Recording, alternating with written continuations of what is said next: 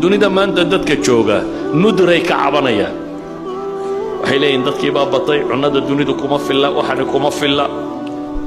maaha ku filaanshiya waa ku filan tahay waa suu'u tawsiici walistihlaak bay yidhaahdaan waa qaabka dadka wax loogu qaybiyey oo aan cadaalad ku salaysnayn iyo istihlaaga مثلا waxay yidhaahdaan halka nin ee Maraykanku 90 qof in ka badan oo Afrika abu dabka isticmaalaa 90 qof oo Afrika jooga dabka isticmaalaan electricity-ga u baahayin ayuu nin Maraykan kaliya isticmaala marka waxay leeyihiin waa israaf iyo tabdhiir iyo suu'u tawsiic ma aha inaan dhulka waxa dul saaran ku filan dhulka waxa dul saaran ay dadka ku filayeen ilaahay baa sheego leh wa baraka fiha wa qaddara fiha aqwataha ولقد مكناكم في الأرض وجعلنا لكم فيها معايش قليلا ما تشكرون وما من دابة في الأرض إلا على